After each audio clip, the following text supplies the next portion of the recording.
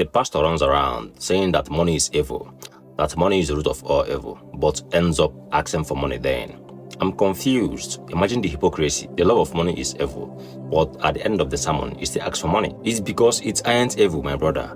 Listen, the energy you possess is what you should call evil, and not the money. Because if an evil person wants some money, he's going to do evil things to get it. Because the money isn't the root of evil, but it becomes only if you use it for yourself. Listen, when you use money as a current tool, then you don't use it for you. You use it to help people, to wake people, and then feed the poor.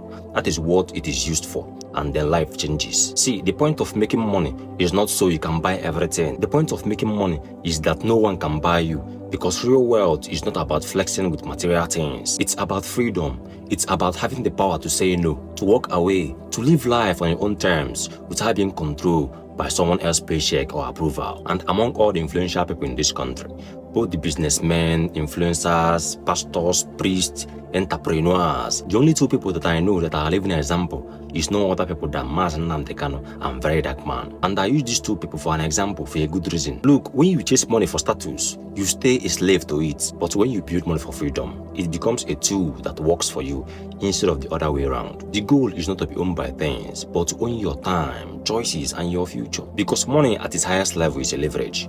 It gives you options. It gives you control. It makes sure that no one can dictate your value. Because when you are truly free to express yourself and you are no one's puppet, no one is controlling you, that is when you are truly wealthy. So when I use VDM and Mazi Nnamdi Kanu as a good example, I was driving somewhere. You can't manipulate someone who isn't impressed by money, status, or fame. Because once you realize that they don't define their real worth, you lose control over them. You can't buy their loyalty and you can't threaten their peace. And you sure can't tempt them with the things they don't value. Because they have seen how fake power works.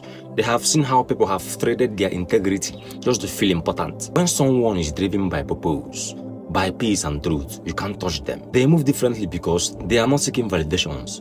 They are chasing freedom. And that's real strength. To walk in a world obsessed with status and remain unmoved. Because when you stop being impressed by what's temporal, then you become untouchable. And that's the level VDM and Mazi Nnamdi Kanu are. That is why they are holding Mazi Nnamdi Kanu captive unjustly against his rights and law. And that is why they are trying so hard to set VDM up so that they can jail him.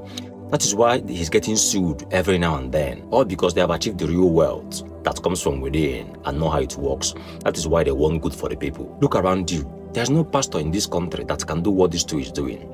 Nnamdi Kanu is exposing the government and their evil deeds. And VDM is bringing justice to people who are being oppressed by those who are in power. I repeat, no pastor or a self-proclaimed man of God that can come out and call the names of our oppressors in this country like these two are doing. And why is because they are all bots. That is why politicians seek votes in the church. Or have you all forgotten when Father Mbaka was doing campaign for Buhari against Jonathan? It's very funny and a pity how church was able to deceive people that money is the root of all evil. And yet, end up asking for money at the end. The same people that told the poor that it is going to be easy for a camel to enter the eye of a needle than for a rich man to enter heaven. It's the same people that doesn't use that same approach meeting the rich. They manipulate the poor by giving what they have to the church in the promise of entering heaven, which is a mirage, an illusion. When they go to the rich, they change verses and approach in their favor. And the funny part is that the rich has a special seat in the church, but of course, why wouldn't they? They are the biggest investors. And the shameful part is that a poor person can be in that church for 3 years and the pastor won't even know the face. And the pastors hardly prophesy for the poor. Even when they do, it is going to be the life-threatening part of it to put them in fear into giving out or squeezing out the little they have for them to keep on holding on faith. But when it comes for the rich, it is going to be all good news. Of course, because to whom much is given, much is expected. No businessman wants to chase away their investors.